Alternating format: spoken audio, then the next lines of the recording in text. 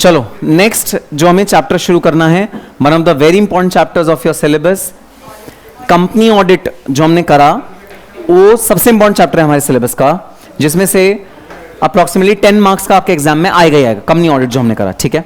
उसके बाद जो सेकंड इंपॉर्टेंट चैप्टर है वो ये चैप्टर, जहां से करीबन 6 नंबर 7 नंबर का कंसिस्टेंटली एग्जामिनर पूछता है, ठीक है। इंटरनल कंट्रोल से भी पूछता है, लेकिन ये वाला चैप्टर स्पेशली बहुत ज्यादा इंपॉर्टेंट है, क्योंकि एग्जाम पॉइंट ऑफ व्यू से कंसिस्टेंटली बार बार जिस चैप्टर में से क्वेश्चन आता ही आता है वो है ये one of the most important chapters of your syllabus, which is audit, risk and the accompanying things, ठीक है। अब भाई मुझे सबसे पहले बता दो, रिस्क वर्ड का क्या मतलब होता है? What do you mean by risk? जोखिम, खतरा। खतरे का क्या मतलब होता है? Uncertain event, very good definition. और कोई? खतरे का क्या मतलब होता है?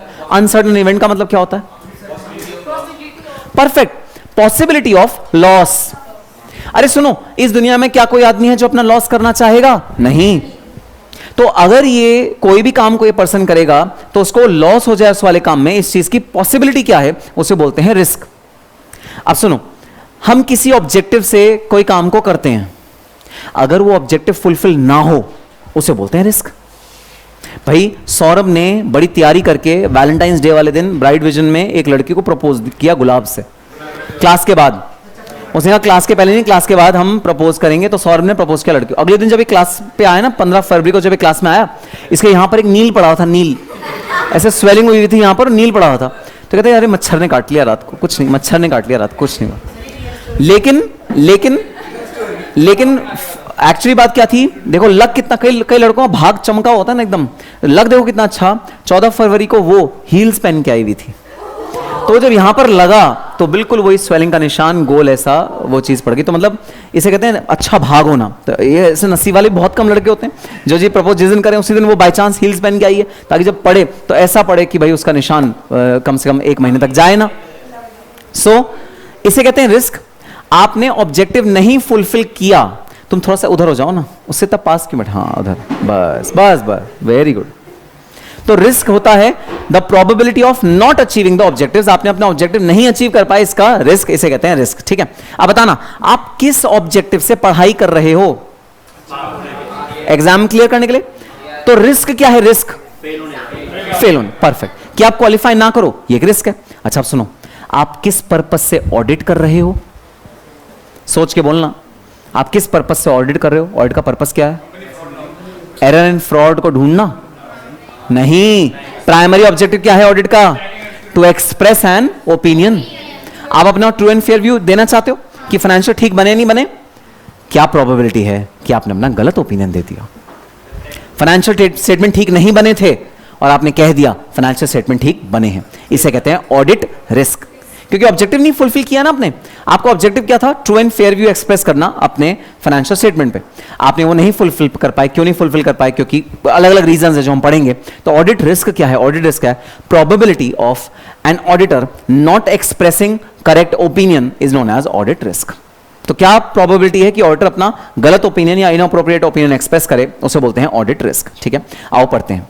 सो फाइनेंशियल स्टेटमेंट्स, जो बिजनेस के फाइनेंशियल स्टेटमेंट्स हैं, What is the possibility of having error in financial statement? और जो ऑडिटर ने वेरीफाई किया, फाइनेंशियल स्टेटमेंट ऑडिटर ने वेरीफाई भी कर दिया, लेकिन क्या चांस है कि उसमें रिस्क था और ऑडिटर नहीं पकड़ पाया, इसे बोलते हैं ऑडिट रिस्क। बताओ बात समझ में आई? रिस्क की बात समझ में आई? ऑडिट रिस्क किसको कहते हैं? सबसे पहले बताओ रिस्क समझ में आया? रिस्क क्या होता है बता दो। रिस्क क्या होता है? Possibility of loss. अच्छा ऑडिट रिस्क क्या होता है? Probability of inappropriate opinion. Very good. Probability of inappropriate या incorrect opinion is audit risk, ठीक है सर, बिल्कुल सही बात। So probability of incorrect opinion, ठीक है, ये चीज ठीक है। अच्छा अब ऑडिट रिस्क कितने टाइप का होता है? ऑडिट रिस्क क्यों अराइज होता है? ऑडिट रिस्क के अराइज होने का रीजन क्या है? हम किन परिस्थितियों में ऑडिटर इनअप्रोप्रिएट ओपिनियन हम दे सकते हैं, वो अब हम पढ़ने जा रहे हैं, ठीक है। Number 1 inherent risk. सबसे पहला रिस्क है इनहेरेंट रिस्क, जो ऑडिटर को मजबूर कर देता है गलत ओपिनियन देने के। अब मुझे एक बात बताओ, प्रोविजन फॉर एक्सपेंसेस क्या होता है? पढ़ा होगा तुमने अकाउंट्स में, क्या होता है? हाँ जी, हाँ, हमें ऐसा लग रहा है कि इस महीने में इतने खर्चे हमारे आएंगे जिसका हमें प्रोविजन बना के रख लिया है। अभी आए नहीं है, इनवॉइसेस अभी आए नहीं है, बट हमें लग रहा है कि आएंगे। परफेक्ट, ये डेफिनेशन होती है। अच्छा, आप मुझे अगली चीज का डेफिनेशन बताना, कुशाग्र बताएगा।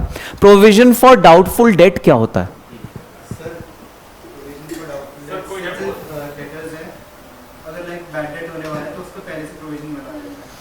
बैड डेट होने वाले हैं या हमें ऐसा लग रहा है कि बैड डेट होंगे? डाउट है। अरे क्या तुम गारंटी के साथ कह सकते हो बैड डेट होने वाले हैं? तुम्हें सिर्फ डाउट ही है ना, तो इसका मतलब ये भी चांस है ना कि वो बैड डेट ना हो, है ना? 50-50 चांस है या 60-40 चांस है, ठीक है, बट तुम provision for bad and doubtful debt बनाते हो, ठीक है। अब सुनना जरा, क्या ऐसा हो सकता है तुमने 1 लाख रुपए का provision for bad and doubtful debt बनाया पिछले साल में और अगले साल पूरे 1 लाख रुपए तुम्हारी जेब में आ गए? क्या ऐसा हो सकता है? बिल्कुल हो सकता है। तो क्या ऐसा हुआ कि तुम्हारे पिछले साल के फाइनेंशियल स्टेटमेंट्स गलत हो गए? क्या ऐसा हुआ? हाँ, गलत हो गए भाई। मैंने पिछले साल के फाइनेंशियल स्टेटमेंट में क्या कहा? ये डेटर बैड डेट हो जाएगा, ठीक है, मैंने ये बात बोली, प्रोविजन फॉर बैड डेट बनाया और अगले साल उसने मुझे पूरे पैसे दे दिए। तो क्या मेरी कहीं भी बात गलत हो गई? हाँ, हो गई गलत। ऑडिटर ने उसको चेक करके वेरीफाई भी कर दिया, तो क्या ऑडिटर की भी बात गलत हो गई? जी हाँ, ऑडिटर की भी बात गलत हो गई। लेकिन मजबूरी ये है, और सब मेरे से ये बात समझेंगे, मजबूरी है भाई, ये अकाउंट हेड ही ऐसे हैं बेचारे जिनमें ऐसी गलती होना लाजमी है। इसमें मेरा कोई कसूर नहीं है। तुम मेरे को कहो सर बताओ, आप तो इतने एक्सपीरियंस ऑडिटर को, आप भी इसमें धोखा खा गए, और इसमें मेरी कोई गलती नहीं है भाई। ये रिस्क ऐसा है जो इनहेरेंट है। इनहेरेंट मतलब ये नेचर में है, कैरेक्टरिस्टिक में है। जितने प्रोविजन बनते हैं, जितने एस्टिमेट बनते हैं, जितने तुक्के मारे जाते हैं फाइनेंशियल स्टेटमेंट में, सब सब्जेक्ट टू एरर होते हैं। सब में हाई रिस्क होता है कि ये कल को गलत, हमारी जो तुक्का है वो हमारा गलत हो जाए, सब में रिस्क होता है। So this is the first reason why audit risk can arise. This is the first reason why auditor can give an inappropriate opinion, and the first risk is inherent risk. बताओ बात समझ में आई? It is present in the very nature of the account head. Account head का जो nature है वो ऐसा है भाई। मैं क्या करूं? प्रोविजन फॉर बनता ही तुक्के के बेसिस पे, तुक्का गलत हो गया तो मैं क्या करूं? प्रोविजन फॉर एक्सपेंसेस बनता ही एस्टिमेट के बेसिस पे। प्रोविजन फॉर एनपीए बनाते हो, नॉन परफॉर्मिंग एसेट्स, वो तुक्के के तुक्का है। कल को उसने पूरे पैसे बैंक के लौटा दिए तो क्या करोगे? तुम्हारा ओपिनियन गलत हो गया, तुम्हारे फाइनेंशियल स्टेटमेंट गलत हो गए। तो ये रिस्क तो लेके चलना पड़ता है, ये रिस्क सबको लेके चलना पड़ेगा। इनहेरेंट रिस्क है, इसको खत्म नहीं किया जा सकता, ये लेके चलना ही चलना पड़ेगा। This is known as the first risk which is the inherent risk. और डेफिनेशन पढ़े, मिस स्टेटमेंट। मिस स्टेटमेंट का मतलब होता है एरर, कोई गलती होना। Misstatement due to complex calculations, calculation बहुत ज्यादा कॉम्प्लेक्स है। एस्टिमेट्स, तुक्के मारे गए हैं। एंड कॉम्प्लेक्स ट्रांजैक्शंस, ट्रांजैक्शन पूरी पूरी बहुत कॉम्प्लेक्स हैं, जैसे mergers and acquisitions. Mergers and acquisitions में परचेज कंसिडरेशन फिक्स होती है, सेल्स कंसिडरेशन जिसमें एंटिटी बिकेगी, हमेशा तुक्का होता है, उसका कोई ठोस प्रूफ नहीं होता। असेट्स का टोटल करके नहीं बनता परचेज कंसिडरेशन, एक कोई गुडविल भी ऐड होती है, और गुडविल की कैलकुलेशन आज तक किसी को समझ में नहीं आई। अलग अलग मेथड से अलग अलग गुडविल की कैलकुलेशन। तुमने गुडविल कैलकुलेट किया? क्या उसके 4-5 मेथड करें? क्या हर एक मेथड से अलग अलग वो आती है वैल्यू? तो क्या सैंटिटी है उसकी, क्या वैलिडिटी है उसकी? कोई वैलिडिटी है? नहीं है। समझ में आई बात? तो गुडविल जब भी तुम ऑडिट करोगे एज एन ऑडिटर, क्या 100% यकीन से कह सकते हो हाँ भाई ये ही गुडविल है? कह सकते हो क्या? नहीं कह सकते। जब तुम खुद ही 4 मेथड लगाओगे और 4 अलग अलग आंसर आएगा, तो गुडविल की सैंटिटी कभी हम चेक कर ही नहीं सकते। It's a complex transaction. तो ये पहले तरह का ऑडिट रिस्क होता है जो ऑडिटर को फेस करना पड़ता है और जो ऑडिट में मौजूद होता है, जिसको हमें बर्दाश्त करना पड़ेगा। बर्दाश्त करने के अलावा इसमें हमारे पास और कोई ऑप्शन नहीं है। Second, control risk. अब सुनना, कंट्रोल रिस्क क्या होता है? याद है ध्रुव की गर्लफ्रेंड भोली बेचारी कहती थी ये शरीफ है, ये भोली सूरत का जो लड़का है ये शरीफ है कहती थी, और इसने पता है रिस्क क्या असेस किया था? इसका इनफिडेलिटी का रिस्क इसका क्या असेस किया था? लो। और लो की वजह से सिर्फ कंट्रोल टेस्टिंग करके रुक गई थी और विश्वास कर लिया था, नहीं हाय तौबा तौबा तौबा, मैंने इस पे गलत शक किया, ये तो देवता समान पुरुष है, मैंने इसे गलत शक किया, नहीं आगे से कभी शक नहीं करूंगी इसके ऊपर मैं। ऐसे कंट्रोल टेस्टिंग करने के बाद रुक गई, सब्सटैंडर्ड टेस्टिंग नहीं करी थी, कंट्रोल टेस्टिंग करने के बाद रुक गई थी। उसे क्या पता कि कंट्रोल तो इसने लैप्स कर रखे हैं, सबको रिश्वत देके कंट्रोल्स को अपने फेवर में कर रखा है। तो जब ऑडिटर कंट्रोल पे विश्वास कर लेता है और अपना ऑडिट ओपिनियन दे देता है लो रिस्क के चलते, और वहां पर कंट्रोल लैप्स की वजह से उसका जो ऑडिट ओपिनियन है वो गलत हो जाता है, उसे बोलते हैं कंट्रोल रिस्क। बताओ लॉजिक समझ में आया? कनेक्ट कर पा रहे हो? जो मैंने लास्ट क्लास में कराया, जो ध्रुव का एग्जांपल दिया, उससे कनेक्ट कर पा रहे हो? वहां पर याद है कंट्रोल टेस्टिंग पे हम लोग रुक गए थे, 4 हमने नाकाबंदी वाले पोस्ट चेक करे और वहां पर रुक गए। लेकिन ध्रुव ने क्या किया हुआ था? रिसेप्शन वाली मैम को ब्राइब किया हुआ था, और ध्रुव के साथ जो भाई या रूममेट काम कर उसे ब्राइब किया हुआ था। वो सब झूठी इंफॉर्मेशन इसकी गर्लफ्रेंड को पास ऑन कर रहे थे। अगर वो बेचारी एक डिटेक्टिव पीछे लगा देती इसके, तो क्या इसकी असलियत, इसके काली जो इसका काला दिल है वो सामने आ जाता? क्या आ जाता? ठीक है। तो अब कंट्रोल रिस्क कैसे कहते हैं?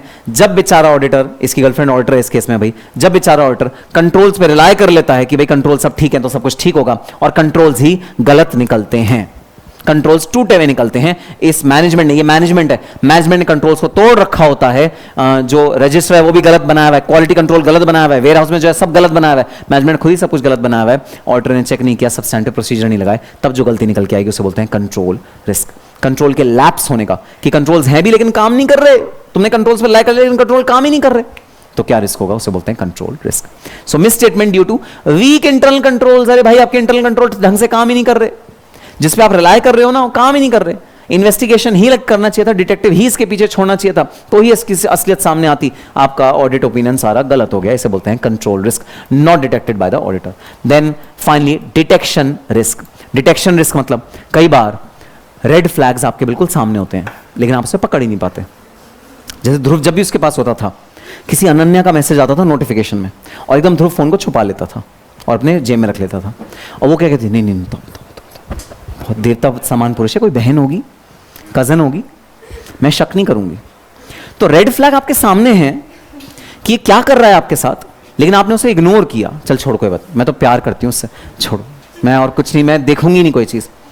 इसी तरह ऑडिटर जब आंखें बंद कर लेता है या कोई गलती कर देता है या जल्दबाजी में कोई सिली मिस्टेक, हम भी सिली मिस्टेक करते हैं ना, ऐसे ऑडिटर भी इंसान है, सिली मिस्टेक वो भी कर सकता है। कई बार सामने एविडेंस पड़ा होता है, इग्नोर हो जाता है भाई, नहीं ध्यान दिया जाता, कई बार सामने चीजें पड़ी होती हैं।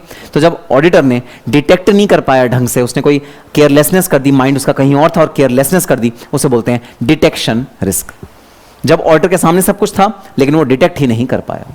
सो डिटेक्शन रिस्क क्या होता है? Misstatement due to non detection by the auditor. Auditor ही भाई डिटेक्ट नहीं कर पाया, कंट्रोल्स फेल थे ऐसा नहीं था, कंट्रोल पुख्ता तरह से काम कर रहे थे, सब कुछ बढ़िया था, लेकिन ऑडिटर के सामने मिस स्टेटमेंट था, रेड फ्लैग था, ऑडिटर उसे पकड़ ही नहीं पाया, उसे बोलते हैं डिटेक्शन रिस्क। और इन तीनों को जब मिला देते हैं, इनहेरेंट रिस्क, कंट्रोल रिस्क और डिटेक्शन रिस्क, इन तीनों को मिला के बनता है ऑडिट रिस्क। तो ऑडिटर का क्या काम? ऑडिटर का काम इन तीनों रिस्क को कंट्रोल करे, कम करे। अब तुम लोग बताओगे इन तीनों रिस्क को कम कैसे किया जा सकता है?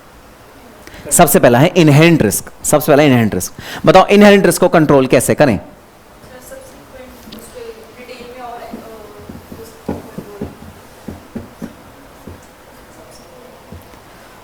Inherent risk is uncontrollable. ये कर ही नहीं सकते भाई, कुछ ही कर लो, तुक्का है, तुक्का आगे चल के सही लगता है, गलत लगता है, कोई इसका वाउचिंग नहीं कर सकता, कोई इसका परफेक्ट वो नहीं कर सकता। सो इसके अंदर कंट्रोल आप कर ही नहीं सकते, इसको तो भगवान के हवाले छोड़ दो, भगवान से प्रार्थना करो, हे भगवान इनहेरेंट रिस्क है ये, मतलब थोड़ा सा तू ही कंट्रोल कर, तेरे हाथ में है, तुझे फ्यूचर पता है, तू ही कंट्रोल कर, हम तो कंट्रोल नहीं कर सकते। हम तो अपना बेस्ट, अपना एस्टिमेट लगा सकते हैं, फ्यूचर के इनवॉइसेस देख के बेस्ट एस्टिमेट लगा सकते हैं, बेस्ट हमारे हिसाब से ये है, इसके आगे तुम कुछ नहीं कर सकते, अनकंट्रोलेबल। सेकंड, कंट्रोल रिस्क, इसको कंट्रोल कर सकते हो क्या? कैसे? कंट्रोल टेस्टिंग को, कंट्रोल रिस्क को कैसे कंट्रोल कर सकते हैं? ध्रुव बताएगा, ध्रुव है ना माहिर इस वाले सब्जेक्ट में, तो खुश कितना हो रहा है देखो, ऐसा लग रहा है जैसे सर किसी ने तो मेरी असलियत पहचान ली, ऐसा लग रहा है, खुश देखो।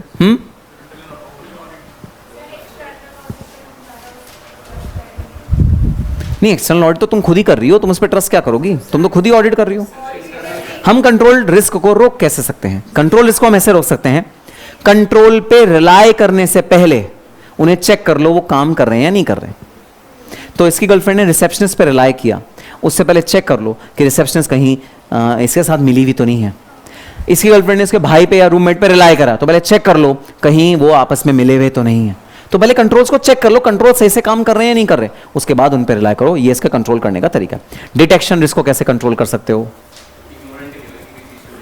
केयरफुल रहो, हर काम ढंग से करो, सलीके से करो, केयरफुलनेस से करो भाई, लापरवाह होकर काम मत करो। लापरवाह होकर काम करोगे तो रिजल्ट कभी अच्छा आएगा नहीं। डिटेक्शन रिस्क तुम्हारी लापरवाही का नतीजा है और किसी चीज का नतीजा नहीं, तुम्हारी लापरवाही का नतीजा है, उससे तुम इसे कंट्रोल कर लोगे। ठीक है, फॉर्मूला देखना, audit risk is equal to inherent risk multiply by control risk multiply by detection risk.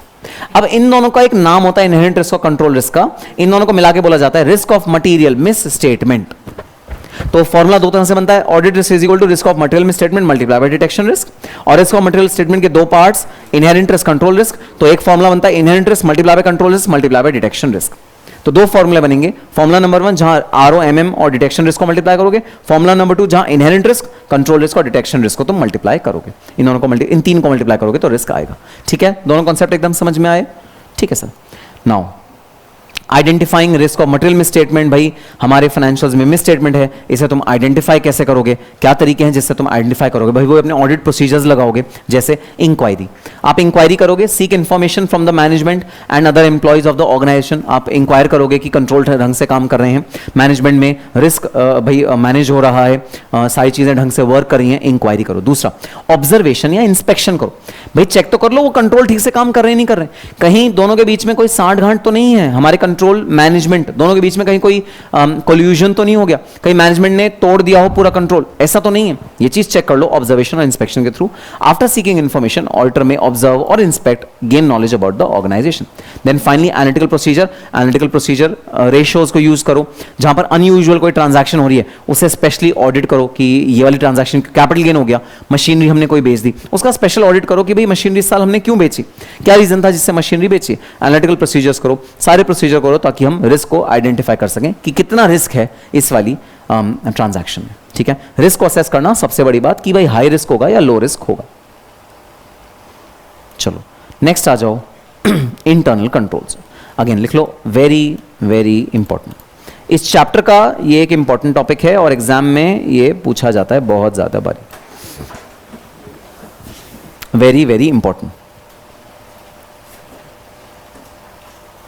Internal controls.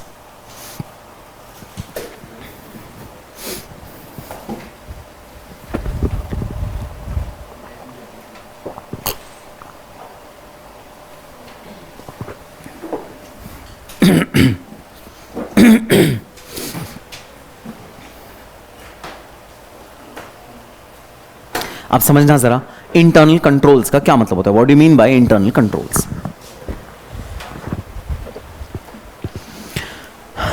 अच्छा अब एक चीज बताओ, क्या ऑडिटर का इंतजार करोगे कि वो आए और गलतियां हमारी पकड़े, या हमारा सिस्टम ही ऐसा बना होना चाहिए जो हमारी गलतियां हमारे बुक्स ऑफ अकाउंट्स में हो ही ना?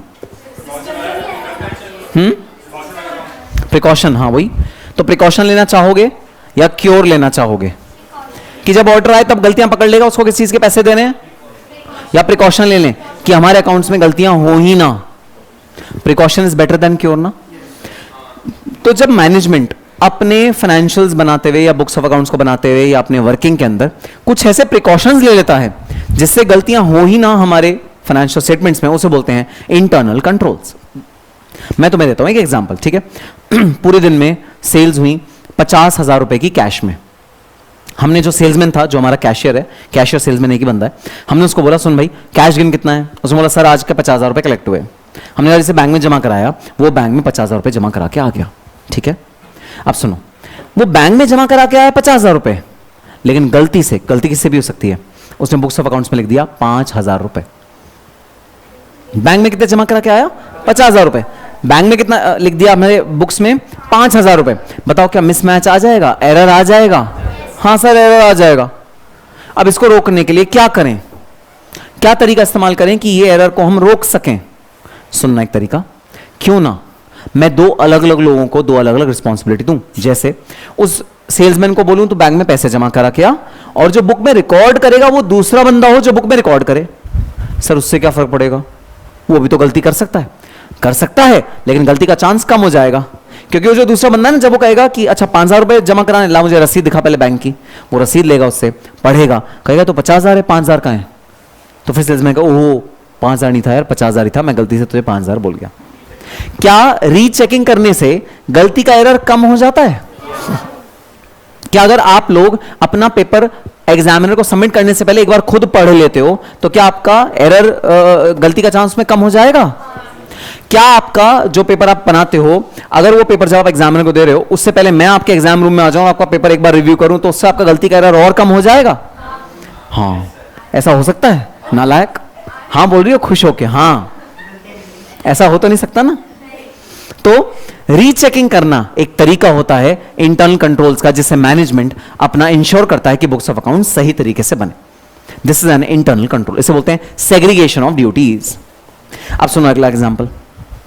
भाई दो लोग हमने हायर करे हुए, एक सेल्समैन है जो कैश कलेक्ट करता है, एक कैशियर है जो बैंक में पैसा जमा करा के आता है, और तीसरा रिकॉर्ड करता है हमारे बुक्स ऑफ अकाउंट्स में। ठीक है, 50,000 रुपए कलेक्ट हुए, सेल्समैन ने कैशियर को दिए, कैशियर जमा करा के आया, उसने वापस ऑफिस में आया और भाई हमारे अकाउंट्स वाले बंदे को बोल दिया 50,000 रुपए जमा करा दिए, अपनी बुक्स ऑफ अकाउंट्स में लिख दो। अब सुनो, तीनों जने आपस में मिल गए, लालच कभी भी किसी के मन में आ सकता है। तीनों जने आपस में मिल गए, सेल्समैन ने कहा कलेक्ट तो 50,000 हुए हैं, लेकिन बैंक में 45 ही जमा कराते हैं, कौन देख रहा है, कौन चेक कर रहा है, 5,000 रुपये अपनी जेब में रख लेते हैं। तो कैशियर को बोला ले 45,000 रुपये, ले 45,000 रुपये जमा करा के आ जा।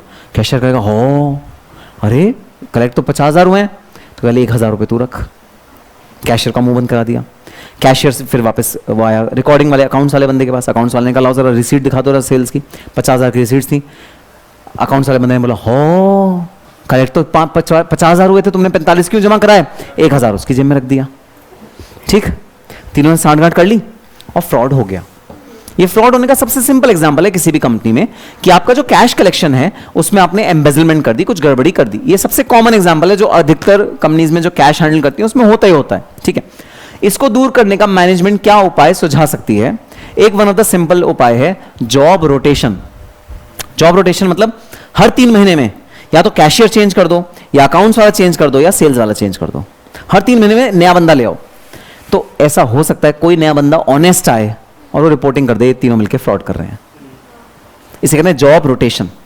ये मैनेजमेंट एम्प्लॉय कर देता है। तो पहला मैंने बताया सेग्रीगेशन ऑफ ड्यूटीज, ड्यूटीज को सेग्रीगेट करो। दूसरा मैंने बताया जॉब रोटेशन कर दो। ऐसे कई सारे तरीके हैं जो अगर मैनेजमेंट अपने अकाउंट्स बनाते हुए लोगों पे यूज करे तो हमारे अकाउंट्स में एरर और मिस्टेक्स नहीं होंगी। इन सब तरीकों का मेल जुल करके सबको एक्यूमुलेट करके इसका नाम दिया जाता है इंटरनल चेक्स। रीचेकिंग होती है जो आप रीचेकिंग करते हो अपने पेपर की, ये वही है internal checks. So what are internal checks? Internal checks are work performed by one staff is automatically checked by another staff.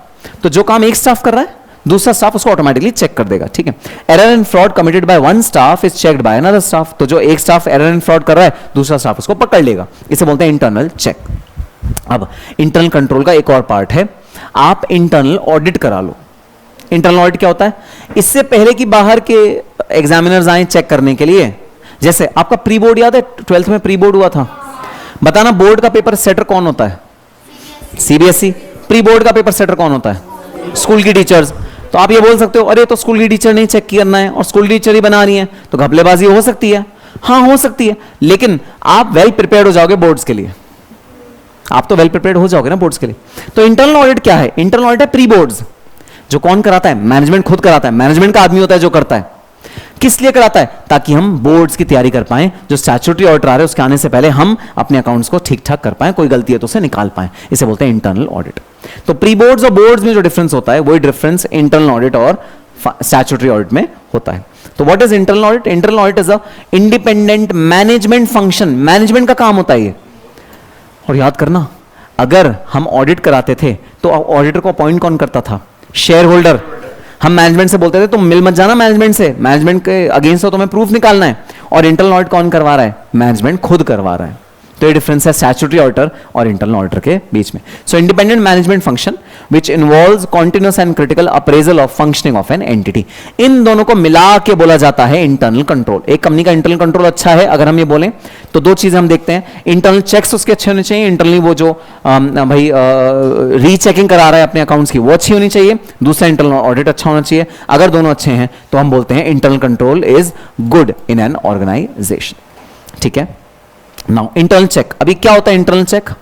वही रीचेकिंग वाली बात है। इंटरनल चेक क्या होता है? भाई इंटरनल चेक के ऑब्जेक्टिव्स हैं, it identifies errors and frauds. Error and fraud को पहले से पकड़ लेता है, अर्ली स्टेज पे पकड़ लेता है। तो भाई अगर रीचेकिंग करते हो आप, 15 मिनट आपको मिले, आपने फटाफट अपना पेपर रीचेक कर लिया, आपको पता लगा यार क्वेश्चन नंबर 5 का बी पार्ट तो मैंने अटेम्प्ट ही नहीं किया, पेज छोड़ दिया था, अटेम्प्ट नहीं किया, तो 15 मिनट होंगे, फटाफट जल्दी बी पार्ट अटेम्प्ट कर लोगे। इतना अटेम्प्ट कर लोगे कि आपका भाई कम से कम एग्जामिनर कुछ नंबर दे दे, है ना। बस सेम ऑब्जेक्टिव यहां है इंटरनल चेक का।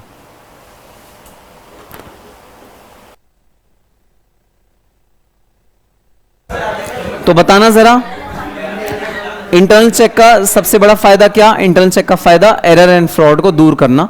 एरर एंड फ्रॉड को इंटरनल चेक दूर कर देता है, अवॉइड कर देता है। So it identifies errors and frauds at an early stage, improves efficiency, efficiency improve करता है लोगों की। डिवीजन ऑफ वर्क और जॉब रोटेशन जब आप करते हो तो एक ही आदमी को अलग अलग काम करने का, सीखने का मौका मिलता है, तो जॉब रोटेशन से आपके वर्कर्स की एफिशिएंसी बढ़ जाती है। एक पर्सन सारे काम करना सीख जाता है जॉब रोटेशन की वजह से, ठीक है। So job rotation improves efficiency of the workforce, allocates duties responsibility of each worker, her worker को क्या क्या काम करना है उसे क्लियरली पता होता है क्योंकि उसे ड्यूटी मिलती है, असाइन होती है। Moral pressure on staff, staff पे भाई मॉरल प्रेशर होता है। स्टाफ को जब पता होता है कि मेरे को 6 महीने बाद इस वाले जॉब ड्यूटी से हटा के कहीं और रख दिया जाएगा और यहां कहीं कोई और आ जाएगा, तो वो अपने आप को घपला नहीं करता, क्योंकि अगर वो करेगा तो पकड़ा जाएगा ना, कोई और पर्सन आया वो पकड़ लेगा, तो अपने आप उसको माइंड में टेंशन होगी कि यार कोई और बंदा आने वाला है 4 महीने बाद, तो मैं ये यहां पर गड़बड़ी ना करूं। सो मॉरल प्रेशर रहता है स्टाफ के ऊपर। Then reduce workload of auditors, जो मेन स्टैट्यूटरी ऑडिटर्स होते हैं उनका वर्कलोड भाई रिड्यूस कर देता है, क्योंकि अगर उन्हें लगता है कि इंटरनल कंट्रोल्स बढ़िया तरीके से काम कर रहे हैं तो उन पर रिलाई कर लेता है लो रिस्क वाले अकाउंट हेड्स पे। तो अगर कंट्रोल्स बढ़िया तरीके से काम करेंगे तो ऑडिटर भाई उसको काम कम करना पड़ेगा, वो रिलाई करेगा कंट्रोल्स पे, तो ऑडिटर के लिए भी काफी ज्यादा फायदेमंद चीज होती है इंटरनल चेक अगर बनाए तो। अच्छा बताना, इंटरनल चेक्स को कंपनी में एम्प्लॉय या अप्लाई कौन करता है, ऑडिटर या मैनेजमेंट? मैनेजमेंट। और इंटरनल चेक को चेक कौन करता है कि वो सही से काम कर रहे हैं नहीं कर रहे? ऑडिटर। समझ में आया रिलेशनशिप? तो इन्हें एम्प्लॉय कौन करेगा इंटरनल कंट्रोल्स को? मैनेजमेंट। और इन्हें चेक कौन करेगा? ऑडिटर। अच्छा आप सुनो, ऑडिटर आया कंपनी में, उसने चेक किया इंटरनल चेक, और इंटरनल चेक बिल्कुल बर्बाद है, लैप्स हुए हुए हैं, टूटे हुए हैं। ऑडिटर ऐसे सर पकड़ के बैठ जाए या सब्सटेंटिव प्रोसीजर करना स्टार्ट कर दे? परफेक्ट। रिलेशनशिप समझ में आ गया? तीनों के बीच में रिलेशनशिप। अगर मान लो कंट्रोल सही से काम नहीं करे तो ऑडिटर सर पकड़ के ऐसे बैठेगा नहीं, वो सब्सटेंटिव प्रोसीजर, डिटेल प्रोसीजर है, उन्हें करना शुरू कर देगा। हाँ बताओ। हाँ हाँ, उसकी क्वालिफिकेशन तो मैनेजमेंट का अपना बंदा है, कोई सीए, सीएमए, सीएस कोई कुछ जरूरत नहीं है, ग्रेजुएट होगा तो भी चलेगा, एमबीए होगा तो भी चलेगा, कुछ भी चलेगा, क्योंकि मैनेजमेंट का अपना बंदा है। इंटरनल ऑडिटर भी कोई क्वालिफिकेशन की जरूरत नहीं है, चाहे सीए हो ना हो, सीएमए हो ना हो, एमबीए हो ना हो, अगर 10th पास भी है लेकिन स्किल्स अच्छे हैं तो इंटरनल ऑडिटर वो बन सकता है, क्योंकि इंटरनल ऑडिटर स्टैट्यूटरीली नहीं बनाया जा रहा, मैनेजमेंट खुद अपना एम्प्लॉय कर रहा है, तो कोई क्वालिफिकेशन होने की जरूरत नहीं है इंटरनल चेक वाले बंदे की भी, इंटरनल ऑडिटर की भी। ये खास बात है। रिस्क हाई हो जाएगा, बिल्कुल। अगर इंटरनल ऑडिट अच्छे से नहीं होगा तो स्टैट्यूटरी ऑडिट का रिस्क हाई हो जाएगा, फिर वो सब्सटेंटिव प्रोसीजर करेगा। अगर इंटरनल ऑडिट, इंटरनल चेक अच्छे से होगा तो रिस्क लो रहेगा, वो कम प्रोसीजर करेगा। ये रिलेशनशिप है between internal auditor and statutory auditor. जो मैनेजमेंट का एम्प्लॉय है वो इंडिपेंडेंट कैसे हो सकता है? हो ही नहीं सकता, डिपेंडेंट है वो तो एक लौता ऐसा ऑडिटर है जो डिपेंडेंट है, इंडिपेंडेंट नहीं। ठीक है, लॉजिक भी समझ में आ गया, इंडिपेंडेंट क्यों नहीं है? मैनेजमेंट ने खुद ही तो एम्प्लॉय किया, अभी खुद ही उसने हायर किया, तो फिर इंडिपेंडेंट कैसे हो सकता है? डिपेंडेंट बंदा है। ठीक है, सो कैरेक्टरिस्टिक्स, इंटरनल चेक के कैरेक्टरिस्टिक्स क्या है भाई? डिवीजन ऑफ वर्क, आपको वर्क को अलग अलग डिवीजन में रखना है, सेग्रीगेशन में रखना है। No single person is allowed to do complete work, क्योंकि वो फिर फ्रॉड करने का चांस उसमें ज्यादा हो जाता है। Checking work of staff checked by another staff, जो एक बंदे का काम है दूसरा बंदा रीचेक करता है, ये होना चाहिए। Responsibility of each individual is clearly defined, her person को क्या करना है वो क्लियर डिफाइंड है। Use of technology reduces human error, अगर हम सारा काम टेक्नोलॉजी से कर लें, रिकॉर्डिंग भी टेक्नोलॉजी से हो जाए, भाई बैंक में डिपॉजिट भी टेक्नोलॉजी के थ्रू हो जाए, अगर हम सारा काम टेक्नोलॉजी से कर लें तो फिर हमारा एरर रिड्यूस हो जाएगा, फ्रॉड कम हो जाएगा, ह्यूमन इंटरवेंशन नहीं होगी। रोटेशन ऑफ एम्प्लॉयज, एम्प्लॉयज को रोटेट करते रहो एक जॉब से दूसरे जॉब में, ये एक एसेंशियल एलिमेंट है। Periodical review to induce improvement in internal check, internal check जहां जहां भी आपको लगे कि वीक पड़ रहे हैं वहां पर उनका पीरियोडिकली रिव्यू करो, पीरियोडिकली उन्हें चेक करते रहो। ठीक है, बेनिफिट्स होते हैं क्या भाई इंटरनल चेक के? हाँ सर, ऑडिटर को भी होते हैं, क्लाइंट को भी होते हैं। पहले देख लेते हैं ऑडिटर को क्या होते हैं। Auditor saves time and cost of checking all records, test checking में बी अप्लाइड। तो अगर ऑडिटर को स्ट्रॉन्ग इंटरनल कंट्रोल मिले तो उसका काम कम हो जाता है, भाई उसको सब्सटेंटिव प्रोसीजर नहीं करने पड़ेंगे। और अगर उसे इंटरनल चेक वीक मिले तो उसका काम बढ़ जाता है, उसको सब्सटेंटिव प्रोसीजर करने पड़ेंगे और खर्चा भी बढ़ेगा। क्या डिटेक्टिव को हायर करने का बताना कितना खर्चा, एक दिन का कितना लगता है? ध्रुव को तो पता होगा, तुमको तो पता होगा, पूछ के बता देना।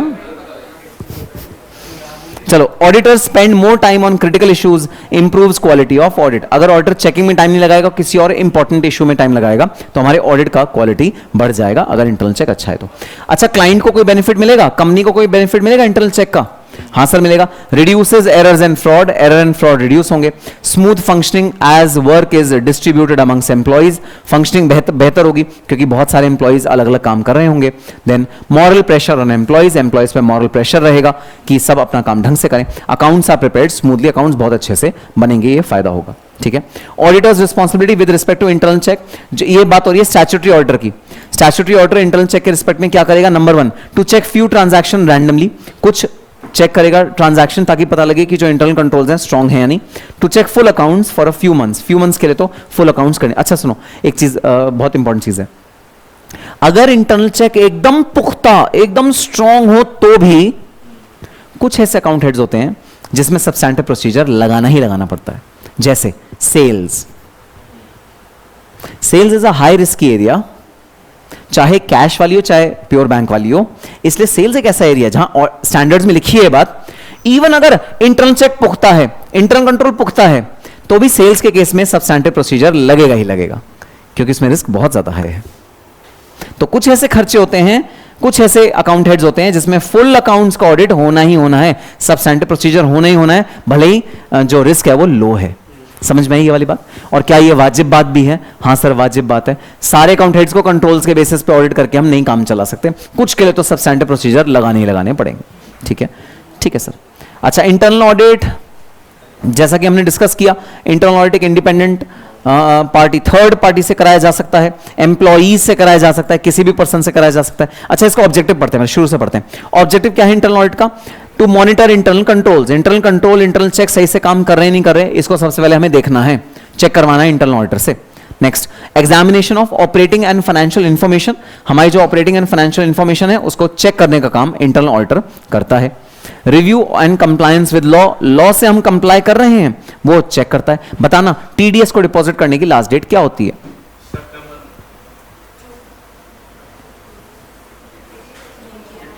जिसने डीटी पढ़ा ही नहीं वो तो छोड़ दो, नालायक। 7th of next month TDS को डिपॉजिट करने की लास्ट डेट है, और हर ऑर्गेनाइजेशन को से कंप्लाई करना पड़ता है, नहीं तो ब्याज लगता है, इंटरेस्ट लगता है बहुत सारा जो उन्हें पे करना पड़ता है। तो 7 तक अगर टीडीएस पे नहीं किया तो इंटरेस्ट पे करना पड़ेगा। तो इंटरनल कंट्रोल्स अगर अच्छे हैं तो वह इंश्योर करते हैं कि लॉ से कंप्लाई हो रहा हो। अरे पता है मोस्टली ऑर्गेनाइजेशन क्या करती हैं?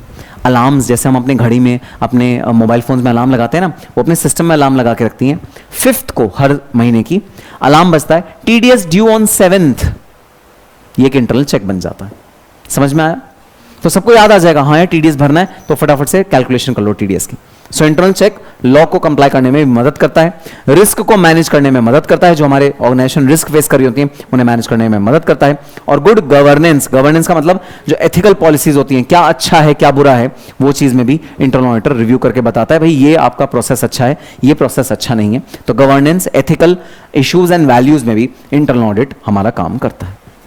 एडवांटेजेस, मैनेजमेंट को असिस्ट करता है in executing and planning policies, management को मदद करता है पॉलिसीज को एग्जीक्यूट करने में, प्लानिंग करने में। Detection of error and fraud को डिटेक्ट करता है। वेस्टेज को रिड्यूस करता है, इंटरनल ऑडिटर बताता है कि भाई कहां कहां आप वेस्टफुल कोई खर्चा कर रहे हो, बेकार का खर्चा कर रहे हो, सो रोको। वेस्टेज को मदद करता है कम करने में। एसेट्स को सेफगार्ड करता है, एसेट को चोरी होने से बचाता है। मान लो वेयर हाउस में से जो इन्वेंट्री है वो लीक हो रही है, वो भाई जो वेयर हाउस मैनेजर है वो उसे चुरा लेता है, वो ले जाता है अपने पास। अब जैसे हम जब व्हाइट बोर्ड यूज करते थे तो यहाँ पर एक भाई एक काम करने वाला होता था, वो पेन जो मार्कर होते हैं वो चुरा के ले जाता था, बाहर बेच देता था सस्ते में। ठीक है, तो इस तरह की कंपनी में भी चीजें होती हैं, भाई एसेट को बेच दिया जाता है। इसके लिए सबसे पुख्ता इंतजाम क्या होता है? हर महीने इन्वेंट्री काउंट करो, अपने एसेट्स को काउंट करो, कितने एसेट भाई हमारे पास इन्वेंट्री में बचे हैं, कितने यूज हो गए, कितने बच्चे होने चाहिए, हर महीने काउंट करो। Every month inventory count should happen. So ये इंटरनल ऑडिटर करता है, वो एसेट्स को सेफगार्ड करता है, एसेट को चोरी होने से बचाता है। Improves effectiveness of internal control system, दस इंप्रूव्स द एफिशिएंसी, जो इंटरनल कंट्रोल सिस्टम है उसको इंप्रूव करने में मदद करता है हमारा इंटरनल ऑडिटर। अच्छा, अब सरकार ने जब इंटरनल ऑडिट की इतनी क्षमता देखी, इतनी तगड़ा उसका यूज देखा और बेनिफिट देखा, तो सरकार ने कहा कुछ कंपनीज के लिए तो इंटरनल ऑडिट में मैंडेटरी कर रहा हूं। देखो मेरे हिसाब से इंटरनल ऑडिट हर कंपनी को करवाना चाहिए, बहुत यूजफुल होता है, मैंने उसके बेनिफिट्स देखे हैं। लेकिन सरकार ने बोला चलो कुछ कंपनीज ऐसी जरूर रखते हैं जिन पे इंटरनल ऑडिट मैंडेटरी कर दो। तो सुनना, इंटरनल ऑडिट था नॉन स्टैट्यूटरी, बन गया स्टैट्यूटरी। ये शुरू से स्टैट्यूटरी नहीं था भाई, ये तो मैनेजमेंट की मर्जी है, कराओ कराओ ना कराओ ना सही।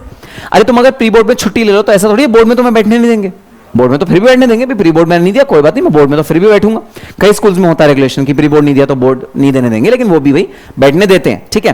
तो मेरी मर्जी है मैं प्री बोर्ड दूं ना दूं भाई। आप सर आप टेस्ट लेते हो, आप शाम को सैटरडे संडे रोज टेस्ट लेने हमारा आ रहे हो, और मेरी मर्जी है मैं तो नहीं दे रहा टेस्ट, मनु नहीं आता, आदित्य नहीं आता, सृष्टि आती है टेस्ट में।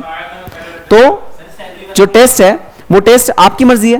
तो एग्जाम जो है, एग्जाम वो आपको मैंडेटरी देना है, टेस्ट तो मैंडेटरी नहीं है ना। लेकिन कुछ कंपनीज के लिए टेस्ट को भी मैंडेटरी कर दिया गया, इंटरनल ऑडिट को भी मैंडेटरी कर दिया गया, क्योंकि यूज बहुत है, काम की बहुत चीज है। वो कंपनीज कौन सी हैं, आओ देखते हैं। Number 1, listed companies. जितनी भी लिस्टेड कंपनीज हैं उनको अपना इंटरनल ऑडिट कराना मैंडेटरी है। सर मैं तो नहीं कराना चाहता, नहीं कराना पड़ेगा, कराओ, अपने एम्प्लॉय से कराओ। सर बट ये तो नॉन स्टैट्यूटरी है, नहीं अब मैंने स्टैट्यूटरी कर दिया, कराओ, कराना पड़ेगा। सो लिस्टेड कंपनीज के लिए applicability of internal audit is mandatory. Then unlisted company, जो कंपनी अनलिस्टेड होती हैं उनके लिए अगर वो पब्लिक कंपनी है तो paid up share capital 50 crore से या उससे ज्यादा, टर्नओवर 200 करोड़ या उससे ज्यादा, बोरोइंग्स 100 करोड़ या उससे ज्यादा, डिपॉजिट्स 25 करोड़ या उससे ज्यादा। इनमें से कोई भी एक कंडीशन सेटिस्फाई हो गई तो आपको इंटरनल ऑडिट करवाना मैंडेटरी हो जाएगा। अच्छा आपको कैसे पता लगा कि इनमें से कोई एक कंडीशन सेटिस्फाई हुई तो ही? क्योंकि और लिखा है, एंड लिखा होता तो क्यूमुलेटिव होता, और है इसका मतलब चॉइस। अच्छा नीचे यहां पर भी लिख लो भाई, ये गलती से रह गया, यहां पर भी लिख लो और, लास्ट वाले में भी और, ठीक है। ये पब्लिक कंपनी, पब्लिक कंपनी मतलब जो पब्लिक से अपना पैसा उठा सकती है, जो पब्लिक से पैसा उठाने के लिए एलिजिबल है। अब है प्राइवेट कंपनी, प्राइवेट कंपनी को इंटरनल ऑडिट कब कराना पड़ेगा भाई? प्राइवेट कंपनी को इंटरनल ऑडिट कराना पड़ेगा दो लिमिट्स, टर्नओवर 200 करोड़ से ऊपर या बोरिंग्स 100 करोड़ से ऊपर। इन दोनों से ऊपर होगी तो आपको प्राइवेट कंपनी आपको ऑडिट कराना पड़ेगा। अच्छा सुनो, ये जो लिमिट्स हैं इनके आगे लिख लो, वेरी इंपॉर्टेंट। एग्जाम में आजकल ये एग्जामिनर ने नई चीज शुरू कर दी है, सीएम इंटरमीडिएट में इन लिमिट्स को वो पूछने लगा है। एमसीक्यू में भी पूछता है, बिल्कुल एमसीक्यू में भी पूछता है, और 2 नंबर का क्वेश्चन 3 नंबर का क्वेश्चन बना के पूछ देगा। कंपनी है जिसकी टर्नओवर इतनी है, बोरिंग इतनी है, पेड अप शेयर कैपिटल इतनी है, बता दो इंटरनल ऑडिट एप्लीकेबल होगा या नहीं होगा। नया ट्रेंड शुरू किया, पहले कभी ये लिमिट्स नहीं पूछी जाती थी, अब रिसेंट 4-5 अटेम्प्ट से लिमिट्स पूछने लगा है वो। तो लिमिट्स इंपॉर्टेंट है, लिमिट्स आपको याद रखनी पड़ेंगी भाई। अच्छा भाई बता दो, इंटरनल ऑडिट करने के लिए क्या मुझे कॉस्ट अकाउंटेंट होना जरूरी है? क्या मुझे चार्ट अकाउंटेंट होना जरूरी है? नहीं। तो अभी जैसे आप सब लोगों, अभी आप सीएम इंटर भी आपने क्वालिफाई नहीं किया, अगर मैं आपसे कहूं इंटरनल ऑडिट करो तो आप कर सकते हो क्या? कर सकते हो, अगर आपका स्किल्स हैं, नॉलेज है। क्या स्किल्स नॉलेज अभी हैं आपके पास? नहीं सर, स्किल्स नॉलेज नहीं। सो अभी हमारे पास स्किल नॉलेज है, लेकिन एम्प्लॉय ऑफ कंपनी भी इंटरनल ऑडिट कर सकता है, ठीक है। Any firm of professionals hired by the company, कोई फर्म ऑफ प्रोफेशनल्स है जो कंपनी ने हायर करा है वो भी कर सकता है। तो सीएससीएम में तो कर ही सकता है, ग्रेजुएट भी करना चाहे कर लेगा, एम्प्लॉय करना चाहे कर लेगा, फाइनेंस के लोग हैं उनमें से एक अलग टीम बना दे, वो करना चाहे वो कर लेंगे, कोई भी कर लेगा, कोई टेंशन की बात नहीं है। हाँ बिल्कुल, इंटरनल ऑडिट को फीस में देखो, अगर तो एम्प्लॉय है तो फीस नहीं मिलेगी, तो सैलरी मिलेगी, है ना। और अगर एक फर्म को हायर करेगा एक्सटर्नल को तो फीस मिलेगी, वो तो मिलेगी। Scope of internal audit. अच्छा एक बात बता दो, scope of internal audit, scope of internal audit management और ऑडिटर दोनों मिलकर डिसाइड करते हैं, बिल्कुल वैसे जैसे नॉन स्टैट्यूटरी ऑडिट में डिफाइन करते थे। अब सुनो हुआ क्या, पहले तो ये नॉन स्टैट्यूटरी था, अब स्टैट्यूटरी हुआ है। तो जब स्टैट्यूटरी हुआ तब भी इसका स्कोप लॉ ने नहीं डिसाइड किया, उसने कहा तुम खुद डिसाइड कर लो, क्योंकि ये मैनेजमेंट फंक्शन है। हम तो सिर्फ कह रहे हैं करा लो, लेकिन कराने का ये मतलब नहीं है हम स्कोप बताएंगे, स्कोप तुम डिसाइड कर लो। तो मैं तुम्हें बताता हूं होता क्या है इंटरनल ऑडिट में। इंटरनल ऑडिटर हमेशा कोई 2-3 एरियाज उठाता है एक साल में, जैसे सेल्स उठा लिया, सैलरीज उठा लिया, लीगल प्रोफेशनल उठा लिया, ये एक ईयर में ऑडिट होगा। अगले साल में रिपेयर मेंटेनेंस उठा लिया, परचेजेस उठा लिया, फिक्स एसेट उठा लिया। तो ऐसे एरिया बाय एरिया ना वो साल दर साल करता है, सारे एरिया का एक ही साल में ऑडिट नहीं करता इंटरनल ऑडिटर, ये यूजुअल ट्रेंड होता है। क्योंकि इंटरनल ऑडिटर बहुत इनडेप्थ जाता है, तो इतना समय नहीं होता कि सारे हेड्स में वो इनडेप्थ जा पाए।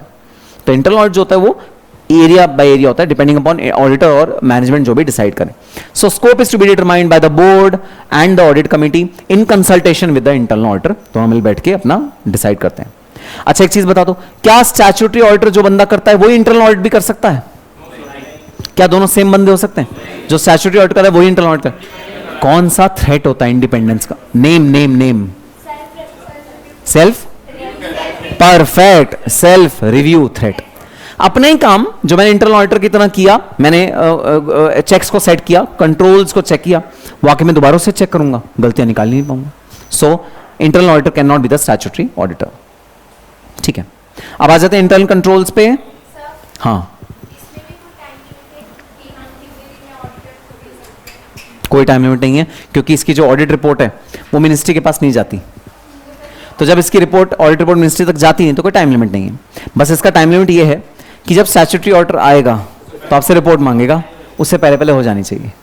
कि स्टैट्यूटरी ऑडिटर को अगर इंटरनल ऑडिट रिपोर्ट नहीं मिली तो वो अपनी रिपोर्ट में लिख देगा कि ये कंपनी को इंटरनल ऑडिट कराना था, नहीं कराया। सो उसके आने से पहले पहले आप इंटरनल ऑडिट कर लो। वैलिडिटी क्या? पेनल्टी पड़ेगी, बिल्कुल पेनल्टी बढ़ जाएगी। तो इंटरनल ऑडिट रिपोर्ट की कोई भाई लिमिट नहीं है। इंटरनल ऑडिट रिपोर्ट को मिनिस्ट्री को सबमिट नहीं कराना होता, कोई टाइम लिमिट नहीं है जब तक आपको इंटरनल ऑडिट कराना है, बट स्टैट्यूटरी ऑडिटर के आने से पहले आपको अपना इंटरनल ऑडिट खत्म करना होता है। That is the requirement. ठीक है, अब देखते हैं इंटरनल कंट्रोल्स क्या होते हैं भाई। इंटरनल कंट्रोल्स, ऑब्जेक्टिव क्या है इंटरनल कंट्रोल्स को रखने का? ऑब्जेक्टिव है रिलायबिलिटी ऑफ फाइनेंशियल रिपोर्टिंग। आपकी जो फाइनेंशियल रिपोर्टिंग होती है, लिख लो जरा, फाइनेंशियल रिपोर्टिंग का क्या मतलब है? फाइनेंशियल रिपोर्टिंग का मतलब है फाइनेंशियल स्टेटमेंट्स को बनाना। फाइनेंशियल स्टेटमेंट्स बता दो, फाइनेंशियल स्टेटमेंट्स में चार कौन सी चीजें आती हैं?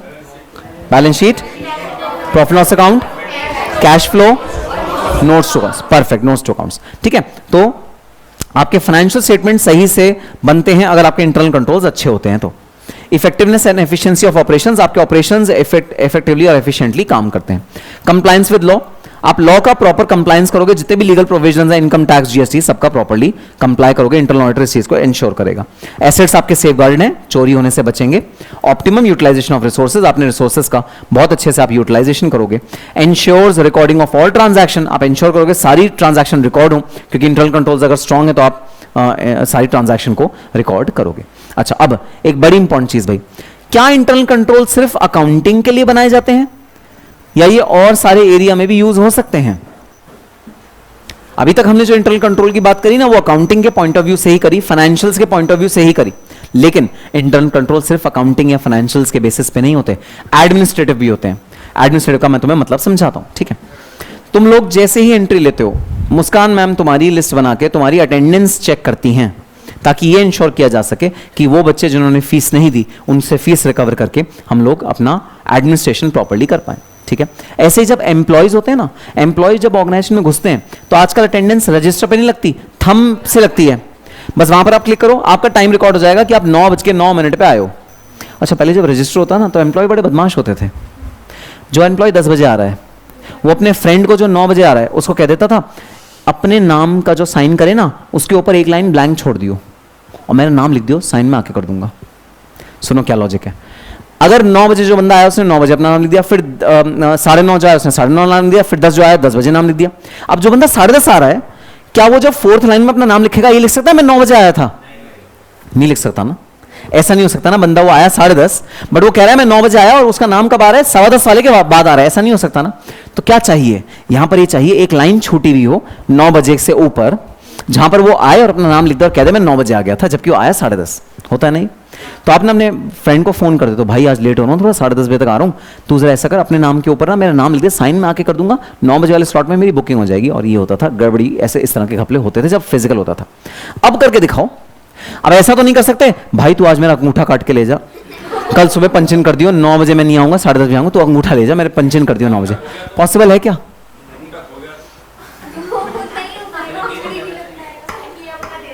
पीजे। सो अब जब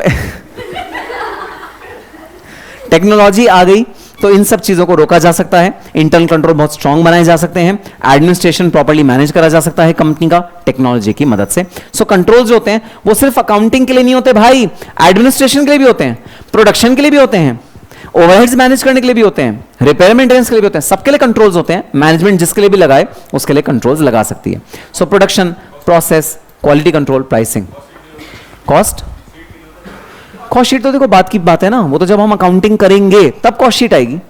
अभी तो मैं अपने प्रोसेस को ठीक ठाक करना चाहता हूं, मेरा प्रोसेस ढंग से चले। कोई एम्प्लॉय जो 9 बजे आ रहा है उसकी अटेंडेंस 9 बजे ही लगे, तो अभी तो मैं प्रोसेस को ठीक कर रहा हूं। ऑफ कोर्स कॉस्टिंग का भी काम आएगा जब यहां पर अकाउंटिंग करेगा, टाइमली होगा, एक्यूरेट होगा, ठीक है। एलिमेंट्स, अब कौन कौन से एलिमेंट्स होते हैं इंटरनल कंट्रोल में? सबसे पहले फाइनेंशियल ऑर्गेनाइजेशन प्लान्स, भाई आप अपनी ड्यूटीज रिस्पॉन्सिबिलिटीज सारी की सारी डिफाइन करते हो। इंटरनल कंट्रोल्स को एस्टैब्लिश करने से पहले कौन क्या काम करेगा आप उसे बताते हो, तुम्हें ये काम करना है, तुम्हें ये काम करना है, तो पूरा ऑर्गेनाइजेशन के आप प्लान्स बनाते हो इंटरनल कंट्रोल्स को एस्टैब्लिश करते हुए। कॉम्पिटेंट पर्सोनल, भाई आपके जो पर्सोनल है ना वो कॉम्पिटेंट होने चाहिए, वो ऐसा ना हो अनएजुकेटेड हो। जैसे देखो मैं एक बात बताऊं, कितना बड़ा फेलियर होता है, एक पर्सन आया, ठीक है, वो अटेंडेंस उसको लगानी है बायोमेट्रिक से, ठीक है, उसे बोला गया please press your thumb here. अब वो अनएजुकेटेड है, उसे पता नहीं थंब क्या होता है, वो अपनी उंगली प्रेस कर रहा है और बार बार एरर दे रहा है। तो ऑल्दो मैंने कंट्रोल लगाया लेकिन फेल हो गया, क्योंकि वो पर्सन एजुकेटेड नहीं है, वो पर्सन अंडरस्टैंड नहीं कर पा रहा। सो कंट्रोल तब भी फेल होते हैं जब कॉम्पिटेंट पर्सोनेल मेरे पास नहीं होते, पर्सोनेल मेरे कॉम्पिटेंट नहीं होते, मेरे पर्सोनेल एजुकेटेड नहीं होते, मेरे पर्सन जो पर्सन है, जो मेरे एम्प्लॉई हैं, वो एजुकेटेड नहीं है, वो कॉम्पिटेंट नहीं है, उनको नॉलेज ही नहीं है, उसे कुछ आता ही नहीं, तो वो पर्सन कॉम्पिटेंट पर्सोनेल होने चाहिए, तभी आपके इंटरनल कंट्रोल ढंग से काम करते हैं, अदरवाइज नहीं करते। Internal control system work better if we have competent personnel. Division of work, division of work आपको करना चाहिए भाई, एक ही काम सारा का सारा भाई एम्प्लॉय एक ही एम्प्लॉय ना करे, उसको टुकड़े टुकड़े टुकड़े करके अलग अलग एम्प्लॉय करें, ताकि एक का काम दूसरा चेक करे, दूसरे का तीसरा, तीसरे का चौथा, काम चेक होता रहे, रीचेकिंग होती रहे। Separation of operations with record keeping, तो जो भाई ऑपरेशंस कर रहा है वो रिकॉर्ड्स ना मेंटेन करे, रिकॉर्ड मेंटेन करने वाला बंदा अलग हो और ऑपरेशन करने वाला बंदा अलग हो। अब सुनो, जो इन्वेंट्री मैनेजर है, जो इन्वेंट्री को मैनेज कर रहा है, अगर वही बुक्स ऑफ अकाउंट्स में भी आके एंट्री करता है, तो क्या घपला होने का या फ्रॉड होने का चांस बढ़ जाएगा? बिल्कुल बढ़ जाएगा।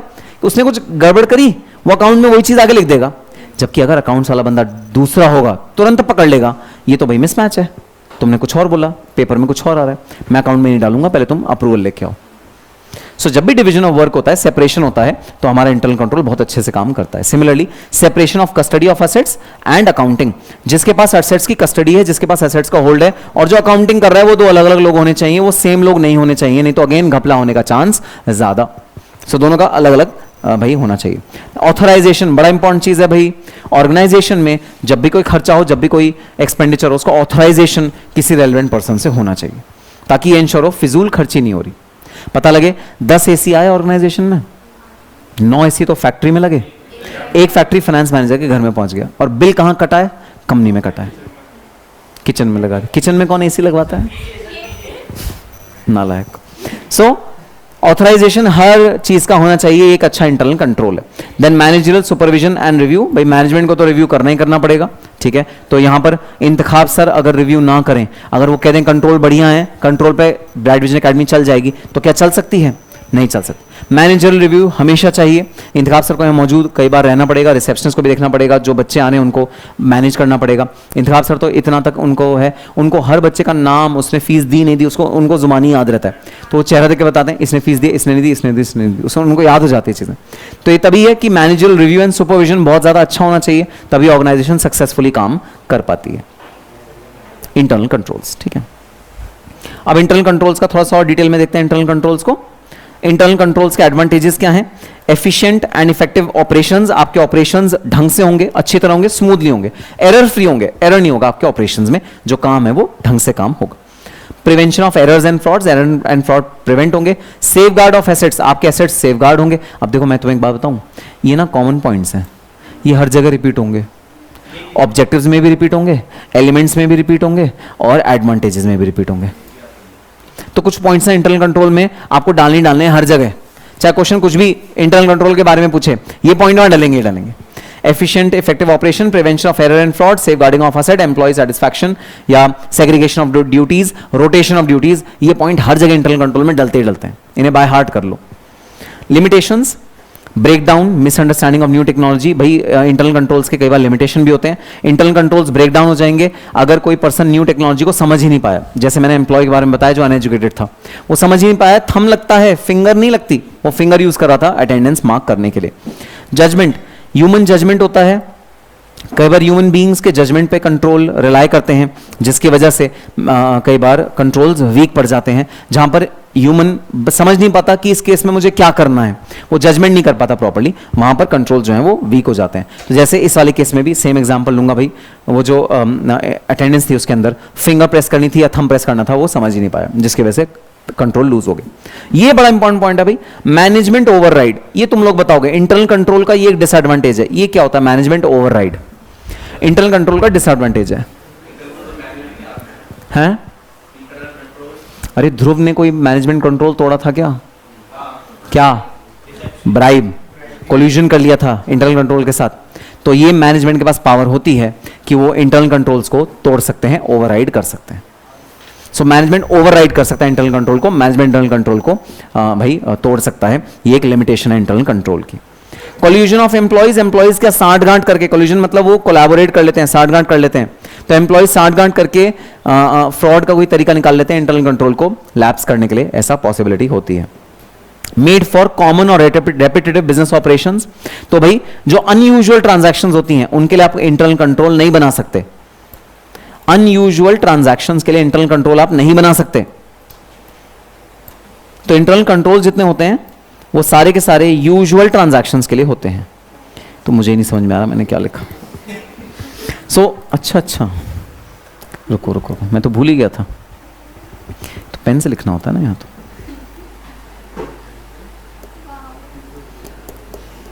अनयूजुअल ट्रांजैक्शंस, तो जहां अनयूजुअल ट्रांजैक्शंस होती हैं वहां पर इंटरनल कंट्रोल वर्क नहीं करते। तो इंटरनल कंट्रोल हमेशा यूजुअल ट्रांजैक्शन में वर्क करते हैं। अब जैसे जब गेट से एम्प्लॉय एंटर करेगा, थंबनेल प्रेस करेगा, एंटर कर लेगा। मान लो एम्प्लॉय ने नहीं एंटर किया, कोई गेस्ट ने एंटर किया, क्या वो एंटर कर पाएगा? नहीं, उसका थंबनेल है ही नहीं वहां पर। तो क्या करना पड़ेगा? मजबूरी में करना पड़ेगा, गार्ड को अपना थंबनेल लगाना पड़ेगा या अपना पंच लगाना पड़ेगा, उसे एंटर करना पड़ेगा। यहां कंट्रोल लैप्स हो गया। अरे हमने क्यों लगाया था वो मशीन? इसलिए लगाई थी कि कोई भी बंदा अगर कंपनी के अंदर आए तो उसका हमें पता रहे कितने बजे आया, कौन था, क्या था, सब कुछ। अब क्या गेस्ट का पता लगेगा? नहीं पता लगेगा, कंट्रोल लैप्स हो गया। सो अनयूजुअल ट्रांजैक्शंस के लिए कंट्रोल वर्क नहीं करता। ये कंट्रोल की बहुत बड़ी प्रॉब्लम है। और कॉस्टली तो होता ही होता है भाई, महंगा है इंटरनल कंट्रोल, टेक्नोलॉजी महंगी होती है, कॉस्टली तो है ही है। ठीक है। Types of internal control. Internal control भाई दो टाइप्स के होते हैं। एक होते हैं प्रिवेंटिव इंटरनल कंट्रोल, जो एरर और फ्रॉड को होने से रोकेंगे, प्रिवेंट करेंगे कि इंटरनल कंट्रोल हो ही ना। और दूसरे डिटेक्टिव इंटरनल कंट्रोल, जो अगर फ्रॉड हो गया तो उसको पकड़ेंगे कि ये फ्रॉड हुआ है। Preventive internal control, detective internal control. ठीक है। प्रिवेंटिव इंटरनल कंट्रोल का पहला एग्जांपल भाई सेग्रीगेशन ऑफ ड्यूटीज। जब आप ड्यूटी सेग्रीगेट कर दोगे सारे एम्प्लॉयज की तो फ्रॉड होने से रुकेगा, फ्रॉड होने से प्रिवेंट होगा।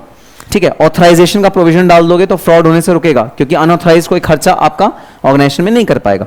एसेट्स आपके सिक्योर्ड होंगे, आप उन्हें सिक्योरिटी रखोगे एसेट्स की, आप उन्हें फिजिकल काउंट करते रहोगे, तो आपका भाई कोई फ्रॉड नहीं करेगा, क्योंकि उसे पता है काउंटिंग होगी इन एसेट्स की।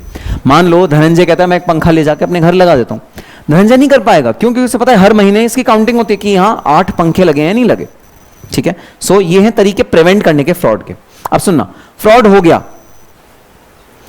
पंखा यहां से गायब भी हो गया, महीनों तो किसी को पता ही नहीं चला, तो धनंजय और ज्यादा वो हो गया कॉन्फिडेंट, चल एक और निकाल लेता हूं, फिर एक और निकाल लेता हूं। तो इंटरनल कंट्रोल जब लैप्स होता है, जब फ्रॉड होता है ना, उसे पकड़ना भी इंपॉर्टेंट है भाई टाइम से, ताकि आगे हम लॉस को रोक सकें, आगे का नुकसान को रोक सकें। तो ये है भाई डिटेक्टिव इंटरनल कंट्रोल, जो डिटेक्ट कर देंगे अगर कोई फ्रॉड हुआ या एरर हुआ। रिव्यू ऑफ परफॉर्मेंस, सबसे पहले आप परफॉर्मेंस को रिव्यू करोगे कि आपके जो कंपनी की परफॉर्मेंस है वो अगर गिर रही है तो आपको पता लग जाएगा कि यहां पर इंटरनल कंट्रोल का कहीं ना कहीं लैप्स है, कुछ ना कुछ गड़बड़ी हो रही है। रिकंसिलिएशन करो। अरे बैंक रिकंसिलिएशन स्टेटमेंट पढ़ा है क्या? जब आप बैंक रिको और बुक्स में जो अकाउंट्स का बैलेंस आ रहा है और जो बैंक का स्टेटमेंट का बैलेंस है उसे टैली करते हो, ये हर महीने टैली करो, ताकि पता लग जाए अगर कोई बैंक से पैसे चुरा रहा है जो बुक्स ऑफ अकाउंट्स में नहीं आ रहे, पता लग जाए कौन है वो पर्सन। तो बैंक रिकंसिलिएशन बहुत अच्छा तरीका है फ्रॉड को डिटेक्ट करने का। और तीसरा फिजिकल काउंट करने का। भाई हर महीने, मैं तो हमेशा जिस भी ऑडिट में जाता था मैं हमेशा ये बोलता था, हर महीने एसेट्स का काउंटिंग होना ही होना चाहिए, इन्वेंट्री की काउंटिंग होनी चाहिए। इस कमरे में कितने पंखे लगे हैं ये हमें हर महीने काउंट करना चाहिए, कितने प्रोजेक्टर्स हैं, कितने लैपटॉप्स हैं, ये सब काउंट होने चाहिए, लेकिन हर महीने होना चाहिए ना ये। ठीक है। ये हैं डिटेक्टिव कंट्रोल्स। क्या सारे ट्राई करो, देखो फिर क्या होता है, क्योंकि यहां जो इंटरनल कंट्रोल्स एस्टैब्लिश करे हुए हैं वो पता है ना किसने करे हैं। तो एक बार ट्राई करो पंखा खोल के ले जाने का। चलो, टेक्निक्स ऑफ इवैल्यूएशन, क्या चेक करना पड़ेगा?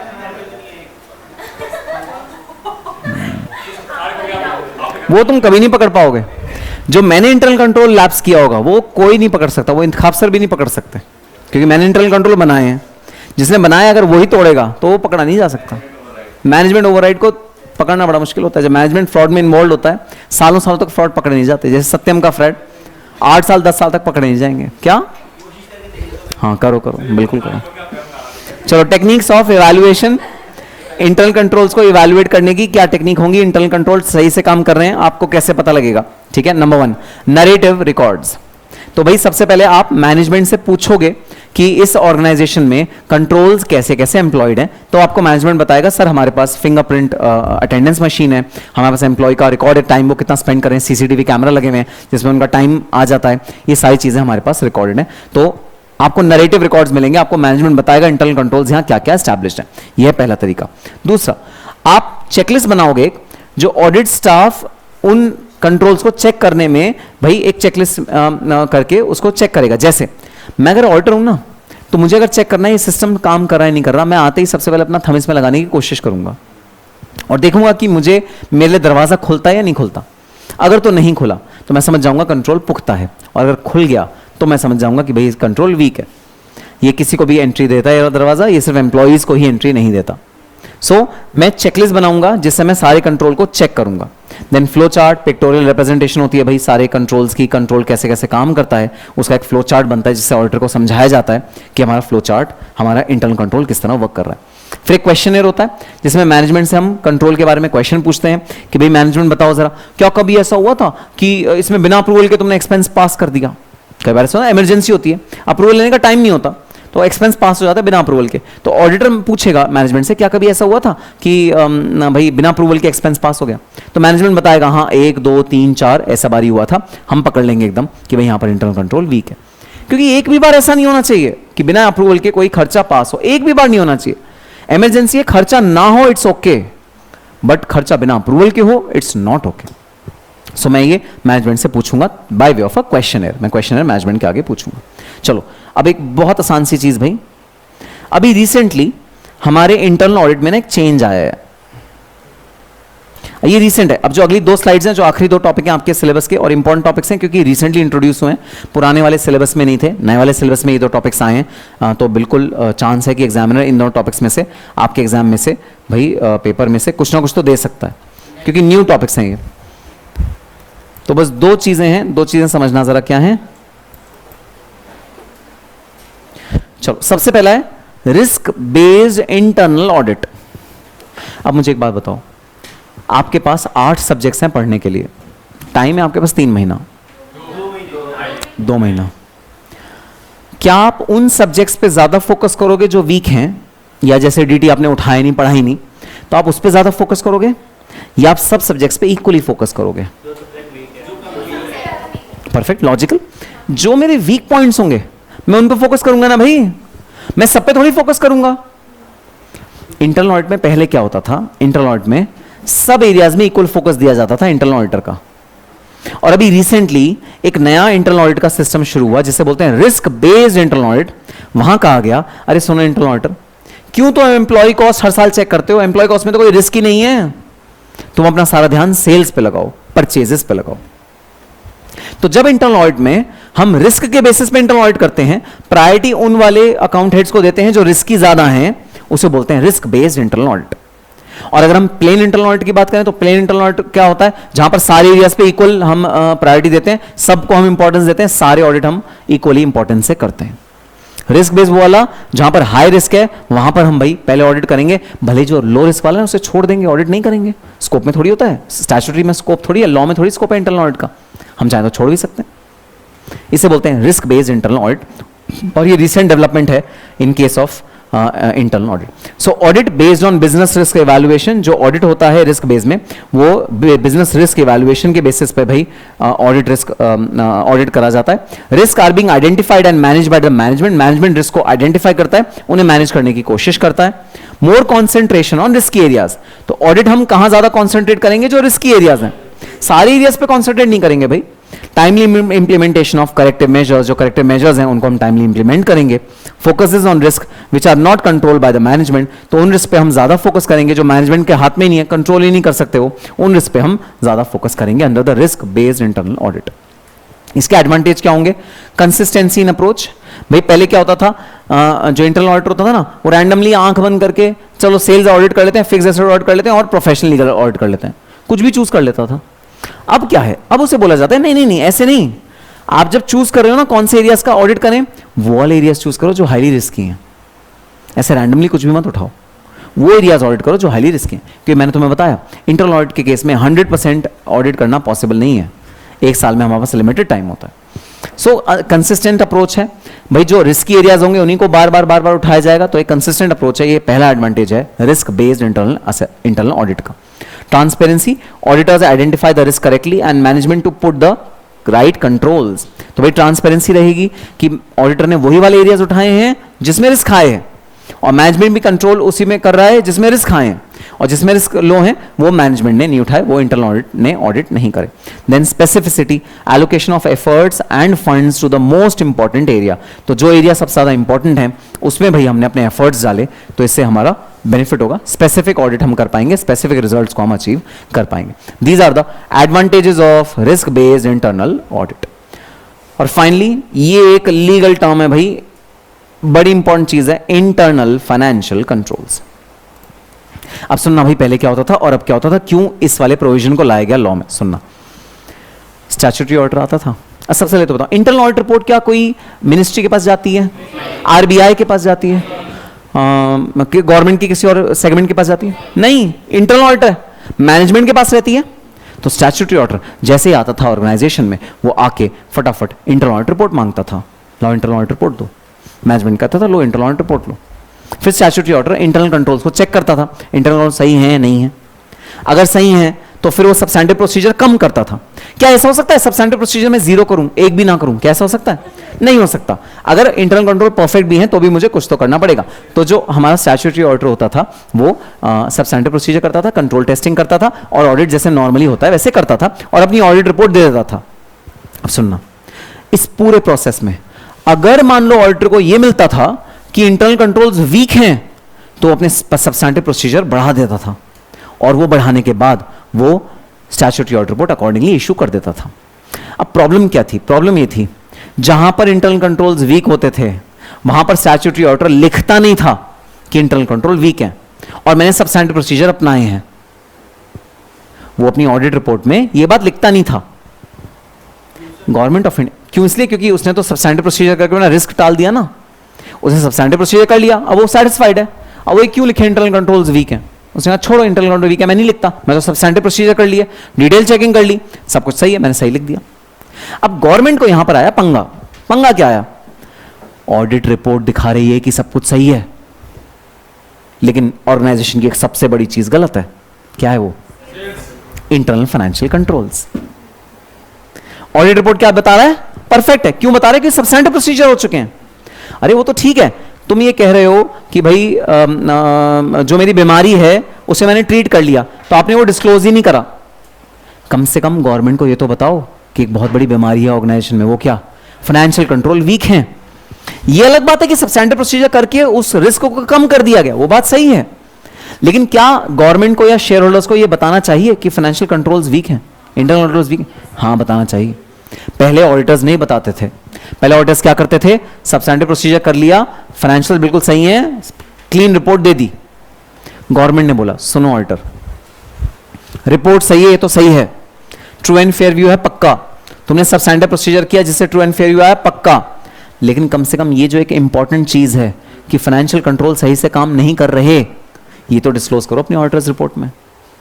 ये तो बताना चाहिए. चलो आज तो सब कुछ सही निकला, लेकिन कल तो गड़बड़ होने के चांस है ना. तो शेयर होल्डर को बताओ तो कंपनी फाइनेंशियल अपने कंट्रोल ही सही से नहीं कर रही. ये तो बता दो पहले से आप अपने शेयर होल्डर्स को। तो एक लॉ लाया गया, सुनना लॉ का नाम क्या है? लॉ का नाम है इंटरनल फाइनेंशियल कंट्रोल्स। ऑडिटर से बोला गया, सुनो ऑडिटर, चाहे तुम्हारी रिपोर्ट एकदम परफेक्ट हो, क्लीन हो, कोई एरर कोई फ्रॉड तुम्हें ना मिला हो, तो भी इंटरनल कंट्रोल सही से काम कर रहे हैं या नहीं कर रहे, इस पे तुम्हें अपना कमेंट देना ही देना है। इसे बोलते हैं reporting on internal financial controls. पढ़ो क्या लिखा है, meaning controls to ensure effective running of business. तो हमारे जो कंट्रोल्स हैं जो इफेक्टिव रनिंग ऑफ बिजनेस, भाई हमारे बिजनेस को रन कर रहे हैं, उन्हें बोला जाता है इंटरनल फाइनेंशियल कंट्रोल्स। एप्लीकेबिलिटी होती है section 135(5)(e) of the companies act. तो भाई कुछ कंपनीज हैं जिनको चूज किया गया है, जिन पे एप्लीकेबल है ये इंटरनल फाइनेंशियल कंट्रोल की रिपोर्टिंग करना, कि ऑडिट रिपोर्ट में इसको भी मेंशन करो, ठीक है। IFC-FR internal financial controls on financial reporting. FR मतलब फाइनेंशियल रिपोर्टिंग, रिपोर्टिंग मतलब balance sheet, profit loss account, cash flow statement, notes to accounts. Reporting तो आप उसी में करते हो ना। So controls over financial reporting, internal financial control over financial reporting. Auditor's responsibility, auditor को क्या करना है इस रिस्पेक्ट में? To comment on existing adequate IFC and IFC-FR। Comment करना जरूरी है। पहले ऑडिटर क्या करता था, जब देखा कि वीक है सब्सटैंटिव प्रोसीजर लगा दिया, ऑडिट खत्म कर दिया। अब ये नहीं करना, कमेंट करना जरूरी है, बताना है ठीक है आपकी ऑडिट रिपोर्ट बिल्कुल क्लीन है, परफेक्ट, लेकिन ये भी बताना है कि इंटरनल फाइनेंशियल कंट्रोल सही से काम कर रहे हैं या नहीं कर रहे। ये एक नया रेगुलेशन है जो इंट्रोड्यूस करा गया भाई कंपनीज एक्ट में, जिसके तहत ये रिपोर्टिंग करनी जरूरी हो गई। तो बस रिपोर्टिंग का फर्क है। टेस्टिंग तो ऑडिटर पहले भी करता था, अब भी करता है। उस पर रिलायंस तो ऑडिटर पहले भी करता था, अब भी करता है, उसमें कोई डिफरेंस नहीं है। डिफरेंस सिर्फ इस आखिरी वाले एस्पेक्ट में है। अब ऑडिटर को अपने मुंह से बताना पड़ेगा कि IFC जो इंटरनल फाइनेंशियल कंट्रोल है वो ठीक से काम कर रहे हैं या नहीं कर रहे। बताओ यहां तक की बात समझ में आई? ठीक है। और जो IFC होता है ना आजकल इतना इंपॉर्टेंट हो गया है, ये डायरेक्टर्स की भी रिस्पॉन्सिबिलिटी होती है। डायरेक्टर्स रिपोर्ट में भी इसके कमेंट आता है, ऑडिट कमेटी भी इस पर कमेंट करती है, इंडिपेंडेंट डायरेक्टर भी इस पे कमेंट करता है और ऑडिटर भी कमेंट करता है। हर आदमी इंटरनल फाइनेंशियल कंट्रोल पे कमेंट करता है। इतना इंपॉर्टेंट हो गया इंटरनल फाइनेंशियल कंट्रोल कि गवर्नमेंट कहती है तुम एक बॉम्ब पे बैठे हो, जो बॉम्ब कभी भी फट सकता है। इस साल नहीं फटा तो क्या हो गया, अगले साल फट सकता है, क्योंकि जहां कंट्रोल्स वीक हैं वहां फ्रॉड होने का चांस तो हो गया ना। तो तुम चांस क्यों छोड़ रहे हो? इस चांस को तुम कर्व करो, इस चांस को तुम ठीक करो, तब जाके तुम इंटरनल फाइनेंशियल कंट्रोल्स पे काबू पाओगे, तभी जाके तुम रिपोर्टिंग अपनी प्रॉपर कर पाओगे। तो ये रिपोर्टिंग ऑडिटर्स के लिए कंपलसरी भाई होगी। बताओ समझ में आया इंटरनल फाइनेंशियल कंट्रोल? ठीक है, बहुत इंपॉर्टेंट चैप्टर है आपके सिलेबस का, तो बहुत ज्यादा अच्छे से इस वाले चैप्टर को आपको कंप्लीट करना है। घर जाके सारे के सारे चार्ट्स आपको अपने रजिस्टर